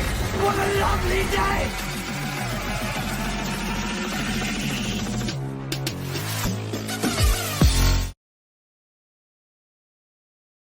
Them finish before you start speaking. Are you serious? Oh, the life. Are you serious? Somebody explain to me what mathematical refraction is? Ask Rumpus, because that's his thing. He would have more power if he would just let Nathan finish and then come and say it. Sitting there saying scaredy cat 27 times. All right? That's retarded. That was funny, though. Yeah, he was shutting down communications, Highlander, so that he didn't have to respond to my rebuttal, which is to say, why do I need to repeat it again? I said it on the live show a dozen times. He just ignored it by saying scaredy cat over and over again. He was turning it into a shit show. That's what it was. According to Highlander, you didn't let him speak, Nathan. Oh, right. He was saying scaredy cat over and over again, Highlander. Did you not hear him shutting down communications by saying scaredy cat continually? Can we get this to a meme or something? Right, just according to Biruni, we don't know what he was looking. Sorry, hold on, despite everything. I just need an answer from Highlander. Highlander, Rumpus was shutting down communications, so he didn't have to respond to my rebuttal. Well, from what I heard, he was pointing out that Al-Biruni was measuring to the apparent horizon, and then that's when you jumped in. You didn't let him finish saying what he was saying. I see. Did you hear what my response was? Once. But after that, I just want to talk. Hold on, Highlander. I'm really sorry. I'm really sorry, Highlander, to do this to you. Everyone else, I'm talking to Highlander. Please, can you just let me have this discourse with Highlander? Contain your ejaculations. Thank you. Did you okay, yeah. Did you hear my response to Rumpus even once, Highlander? If so, can you repeat it, please? After that, it went kind of mad. You were talking, he was shouting. It was hard to hear what anybody was saying. So I just ask one more time. Could, at any stage, you hear my response to that which was definitely heard? We all heard him explain several times that Al-Biruni, by Rumpus's claim, was measuring the quote-unquote apparent horizon. We definitely heard that. I'm asking, did you hear my response to that even once? And if you did, no, I'm wrong. He's not trying to shut down communication so he doesn't have to respond to me. You'll be able to repeat it. Or my claim that he's just shutting down communications so he doesn't have to respond to my rebuttal will be borne out as true by the fact you can't repeat my response to that which we definitely heard. Apparent horizon Biruni being measuring to, according to Rumpus. We heard that bit. Did you hear my rebuttal ever? No. So effectively, Rumpus shut down communications, Highlander, so that he didn't have to respond to that which destroyed his claim. Now that he's not here to shut down communications, in spite of the fact the audience were able to hear my response, Rumpus just chose to ignore it by way of obfuscation and saying scaredy cat 27 times over and over again. I'll say it so you can hear it in the Discord server. If he's measuring an apparent... Are you going to Rumpus me now, Highlander? Now I'm making that conclusion for you. No, I'm on mute, Nathan. That wasn't me. My bad. I was asking. I wasn't saying it is. Please, can everyone just keep yourself on mute for a few more seconds? Me and Highlander won't be long. So, my response that was shut down by Rumpus was, if Al-Biruni is measuring an, quote, apparent horizon, then he is not acquiring a geometric R value from that measurement.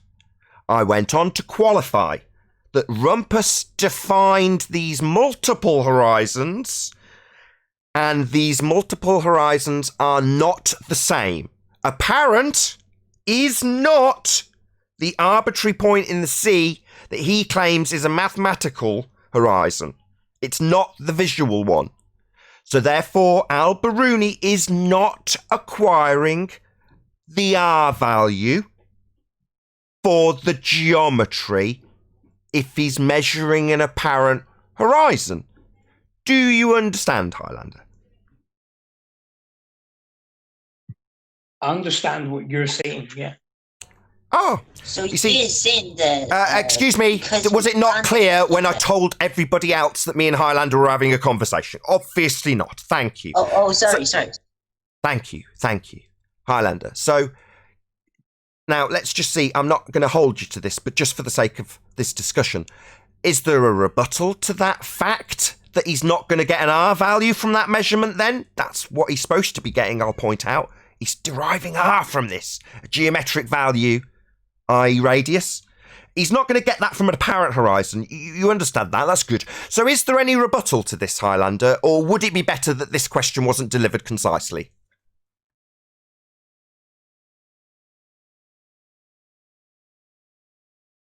Well, I mean, you would have to know that Al-Biruni knew that the apparent horizon and geometric horizon would be close together, close enough to make that measurement.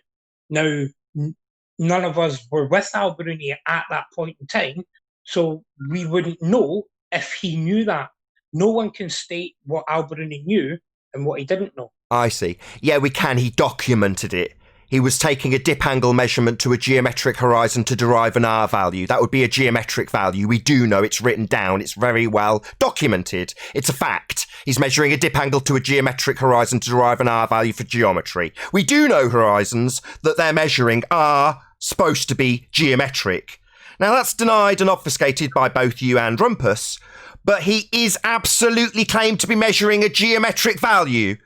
Now, are you going to deny that we understand this? Do we need to cite it? Because I can't really back this up by non-citation in this instance. I can provide you with proof that he's definitely measuring a fucking geometric value, Highlander. He's deriving your fucking R value from it. You complete and utter fuckwit.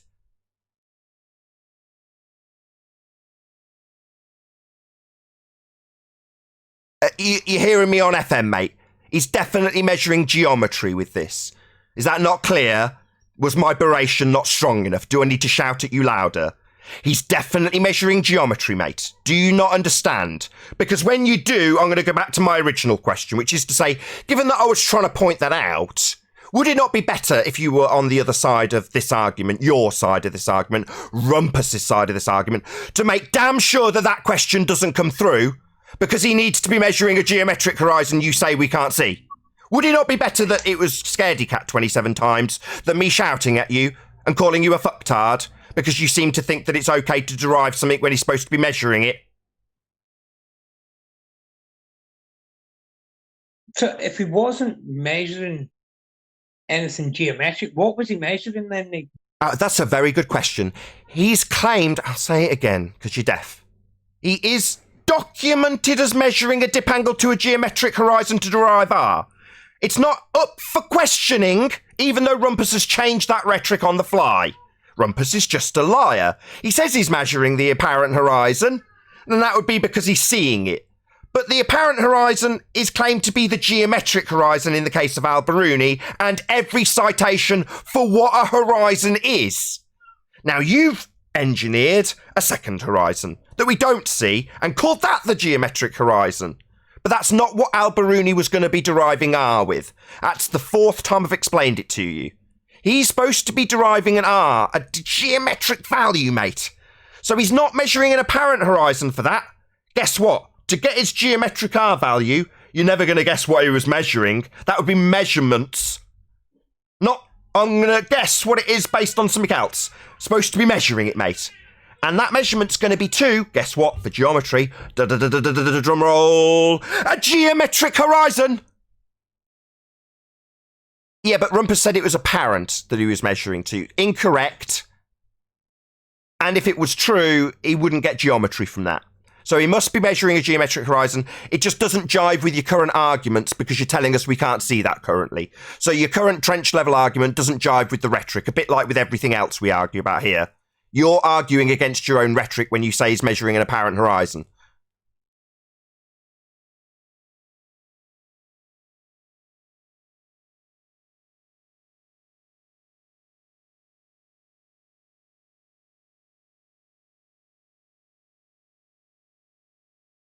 Excellent. So, like I say, it would probably be better than the stony silence after a concise demolition of a global belief that they've got a physical geometric sphere edge horizon. Yeah, that's what you get. A stony silence. But that's not very good if you're on the globe side of this religion. A stony silence after a flat earther absolutely pummeling the fact that you need a geometric physical sphere edge for your globe belief that you can't see according to you. Yeah, that's going to be devastating. So it's definitely going to be better that Rumpus interrupts that 27 times than addresses it with the stony silence you've given me, Highlander.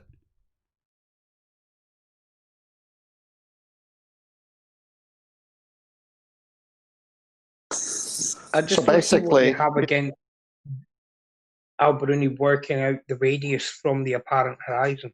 No, the geometric horizon, mate. He's assuming that he's measuring a physical geometric sphere edge. Rumpus just said contrary to that. He's wrong, it's documented otherwise, but he's only saying it to the contrary of the rhetoric because he's simultaneously telling us that we can never see a geometric horizon.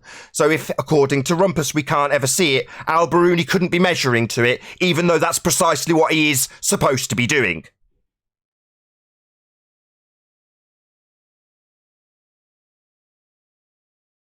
Do you get it? Al-Biruni thinks he can see a geometric horizon. He's derived an R that gave Rumpus the refraction value to move the very geometric horizon that Al-Biruni thought he was measuring according to the records. Now, if you can't see it, which is what Rumpus says, then that debunks the claim that he gathered up an R value by measuring the horizon.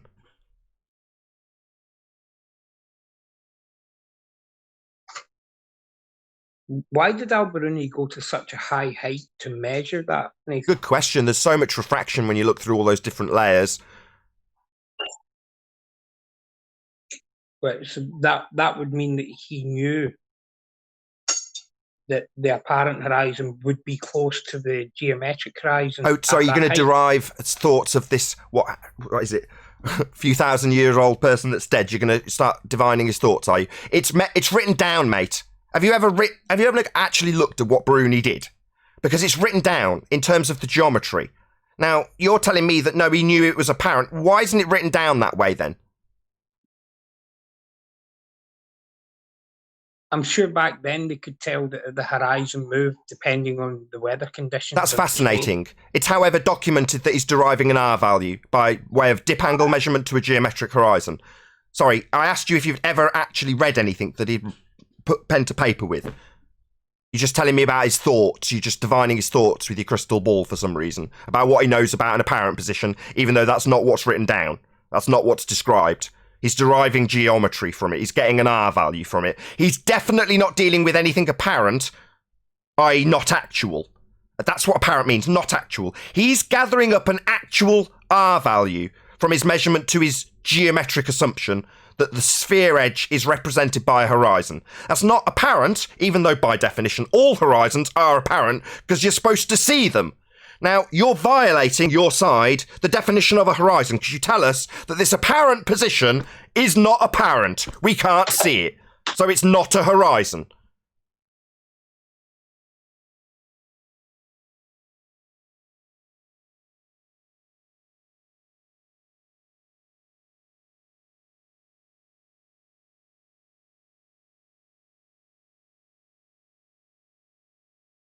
So, in conclusion, we only have one horizon. The horizon in the geometric sphere edge reification fantasy of a ball Earth flying around in a vacuum is a geometric horizon. And this horizon simply doesn't exist beyond the maths of a presupposition that we're standing on a globe. Because we do not see a geometric horizon, it only exists in the maths.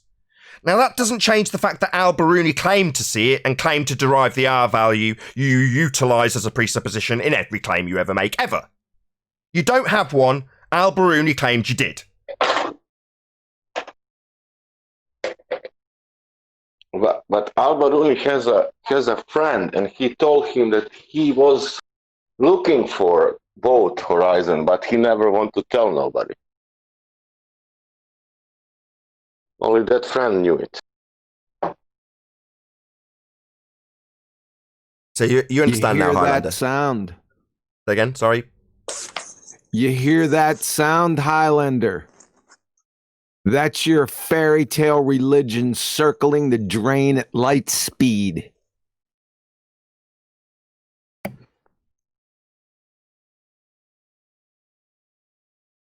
So, again, I'll give one more summary, then hopefully we'll move on. It's claimed by Al-Biruni that he's got an R value by looking at a physical geometric sphere edge formerly known as Earth curve. That would be the horizon. Now it's claimed by the people who come and argue that we live on a sphere based on that very presupposition that we're on a sphere, derived from the R value that he claimed to measure when he looked at the geometric horizon he said he was measuring, is to say that that very geometric horizon being measured by Al-Biruni does not exist, cannot be seen, and only exists in maths. So that's a massive problem. For you, not for us. For us, it just highlights how wrong your model is.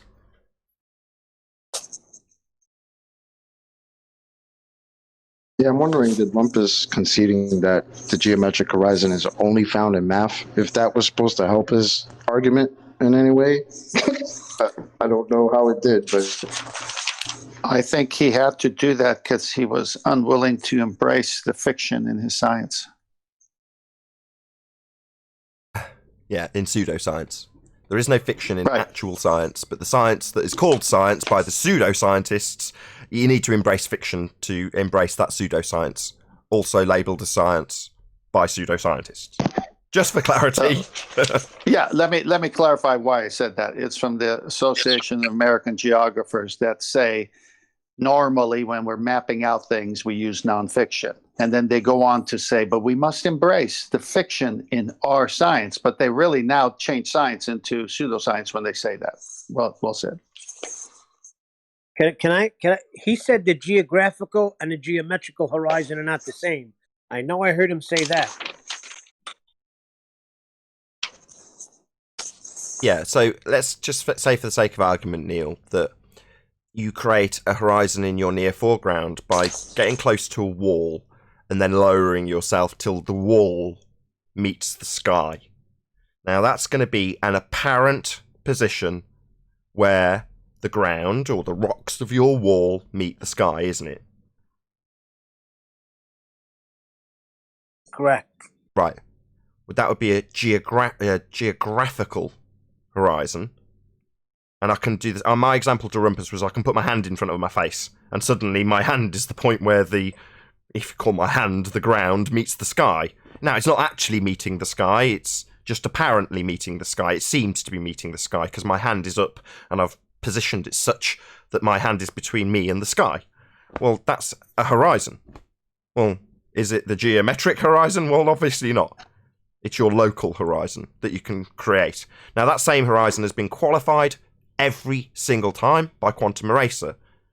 Now, the argument is phrased to incorporate that very disclaimer.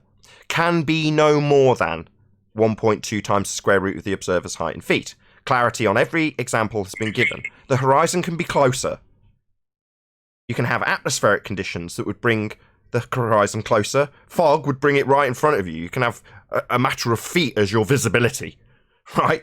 Well, that isn't moving the geometric horizon, but the horizon would be moving, and that's perfectly acceptable, even in the globe Earth rhetoric. But as soon as it moves beyond its geometric limitations, it's no longer geometric. Now, they know that. We've explained it. It's done with logical soundness that cannot be undone. Therefore, their only response is to concede it, but with a little bit of wiggle room to say that we've now got two horizons. A visible one that they call apparent, redundant, all horizons are apparent, and a geometric one that only exists in maths. But it doesn't demarcate land and sea, therefore it's not a horizon. It only exists in maths. But Al-Biruni's apparently measuring it. See the problem?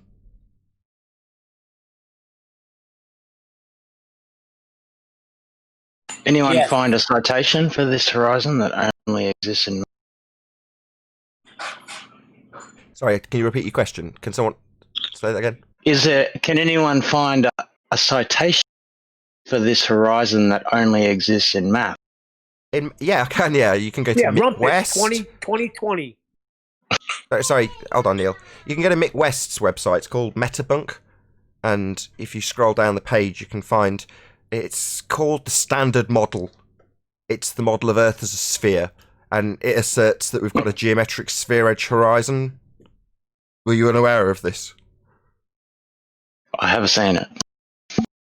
You haven't seen the Standard Model of Earth where it's asserted that the Earth curve gets in the way of boats and buildings? You haven't seen that? You need me to cite... I have seen that. Sorry, you need me to cite that people think Earth curve gets in the way of stuff. You need me to cite that, do you? Nathan, he said... No, what I was saying is Rumpus is saying that the geometric horizon only exists in maths. I'm saying, can anyone cite that from any credible source? I see what you're saying. Yeah, that's actually our rebuttal to him. We're saying the geometric horizon, which needs to be real if we're on a sphere, only exists in maths. Now, he's turned that around like it's an attack and said, well, it only exists in maths, but it doesn't mean it doesn't closely match up with the one that we actually see. Well, that's not something he's ever going to cite because it's not the rhetoric. They claim we see the geometric horizon in the actual rhetoric of a globe. Now, like with Coriolis, they're here fighting against Coriolis, even though that's the bit that's supposed to be proving we spin. They justify why we don't have it. Well, now they're going to be here justifying why we don't see the very thing that's supposed to be blocking boats and buildings. He's not going to get a citation to say it only exists in maths. We're the ones saying that. If there's no citation, he's making it up on the spot, and there is no. Yeah, but it's also our argument. So Yeah, I see what you're saying, but it's also our argument. The geometric horizon is not the horizon you see. It only exists in maths. Well, he's turned that into some sort of attack, thinking he's clever. Or like, I'm not going to pick up on the fact that him saying our rebuttal, like it's a defense isn't going to be a defense. It's actually a concession, just embedded into his rhetoric. Chocolate picked up on it.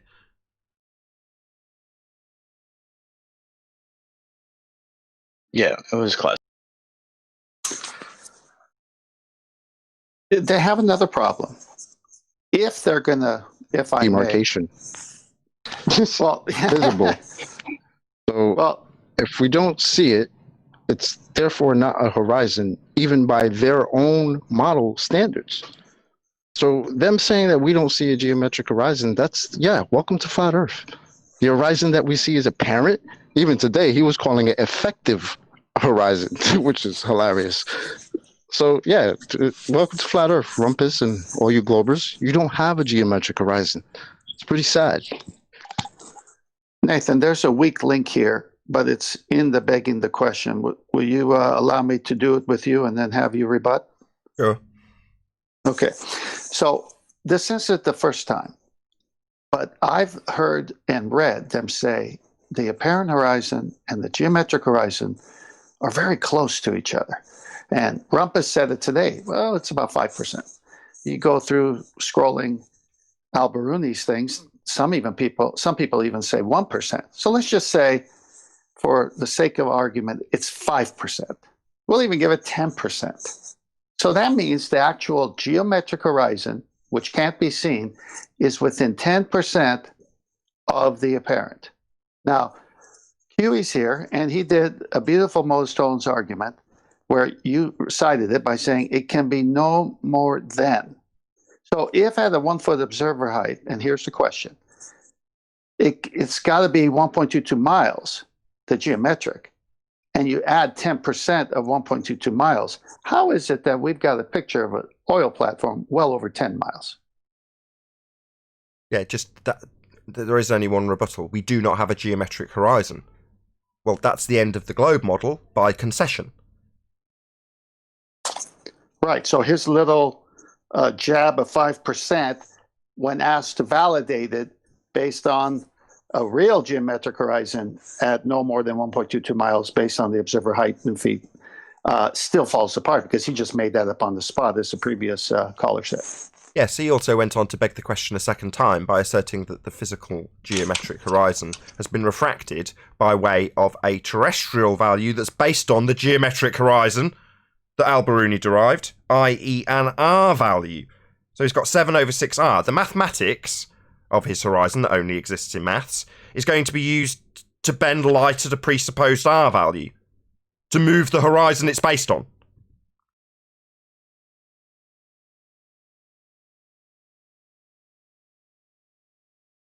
Just say it one more time. We only have one horizon.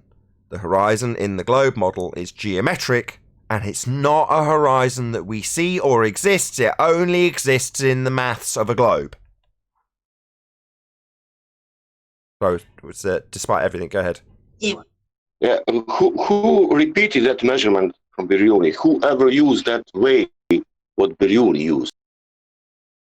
Every globehead that ever came here ever and asserted that we have an R value, No, presuppose. Who went to the mountain? And did that again. You're asking me who's, since Al-Biruni, been up a mountain and presupposed that we have a physical geometric sphere edge for a horizon to derive a radius value from it? Yeah, but he calculated. He didn't presume. That means that it's a way. You go to a mountain, you look, and you see horizon, and there are 3, 4, 5 horizons. You choose which one you take, and then you measure. What? No, we only have one horizon. It's just not geometric. Yeah, I'm joking. That was sarcastic, like how Biruni did, which horizon he was calculating. Apparent one. That day was cloudy, that day was a sunny day. Well, that's what Brian's logic said. Brian's logic said that if he went on another day, if the weather was different and the viewing distances were altered by stuff in the atmosphere, one day it may be this far, and another day may be this far. It just happened to be that day. So he couldn't even verify what he did the next day if the weather changed. Yeah, and why nobody read that 10 books where Biruni specifically explaining what is all these horizons, what he had problems and all that stuff, you know. You know, Biruni was on the mountain and he said, oh my God, it's refraction. Oh my God, this is this. But let's say this is, I know that it's ball, but let's say 5%. Yeah, that's it. Yeah, that never happened. But that never happened. That's just some shite that Rumpus made up here. Yeah, but I think that it came from the math. It didn't came from any measurement. It came only from the math. The bottom line is, the Black Swan has debunked the geometric horizon, so now they need to blur the lines and invent a few new horizons. It won't make any difference. They can't really double-speak their way around this with Coriolis, because with Coriolis, they can confuse people by asserting reference frames that you're observing turning, as opposed to you observing something from a turning reference frame. That little subtle detail is glaring to me, but not to everyone else. Well, that's a good point that they can convolute. Can they convolute us having more than one horizon? Will any member of the audience accept or tolerate Rumpus saying that it's a horizon, but it doesn't demarcate anything, it can't be seen, it's an arbitrary point in the ocean, and it only exists in maths, but ultimately it's still real, and it's optical and can be seen and can be deriving R values from it? No one's going to accept that. Mixing up reference frames that spin is very different to saying we've got more than one horizon. That's not going to wash, ever. It's beautiful. This argument is epic, because even their attempts to convolute the argument, it's just easy response. We only have one horizon. It's not your globe Earth horizon, though.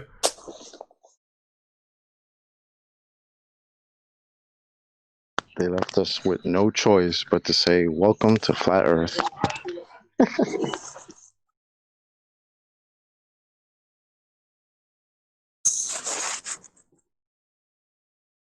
Turns out the Black Swan isn't debunked then, eh? Huh, what a surprise. What a coinky dink. When we got to the point that we pointed out to Rumpus that he's deriving Al-Biruni is deriving a geometric R value by his dip angle measurement to a geometric horizon, his assertion was that he's actually measuring an apparent horizon. I point out that that's not going to give him any geometry, or the R value he's claimed to be measuring, and the response was to call me a scaredy cat 27 times over the top of that concise demolition of their globe religion. After everything you went through Thursday, QE, he acted worse. Black Swan is only looming 10 miles. The geometrical horizon, it's looming 10 miles. That's Yeah, looming 10 miles based on the geometry of R with standard refraction at 7/6 of the geometric R value that can never be seen is an arbitrary position. It's only existent in the maths. But yeah, it's bending light around itself when we can't see it. It's absolutely ludicrous. It's so dead. The globe is so dead. I have a rebuttal. Go. Is curvature a fourth dimensional aspect or a third dimensional one? It's a third dimensional aspect. Depth aspect in this sense. It can't be, because it can't be. Okay, if you want to tell me it's an aspect in space-time, then feel free. That's what I'm saying. Like, whenever they say they see curvature, it's impossible. It's got to be a fourth dimensional aspect. That's what Einstein told them. Yeah, I see. They've got geodesics bending in space-time. But that's just conceptual.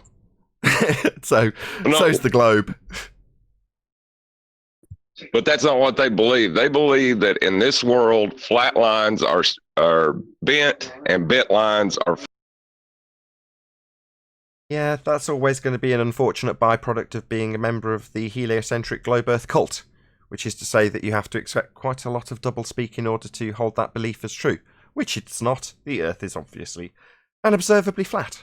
And with that, I'm going to say a huge, massive, enormous thank you to today's Discord and G Plus panels for making today's after show possible. And of course, a massive thank you to all of you in the Premium Stream audience for hopefully smashing the super chat, liking, commenting, sharing, subscribing, and all that good stuff. Be sure to check out NathanOakley.com and the Flat Earth Debate Forum to keep up to date with the community debate. I've been Nathan Oakley, and I'll see you all in the next video.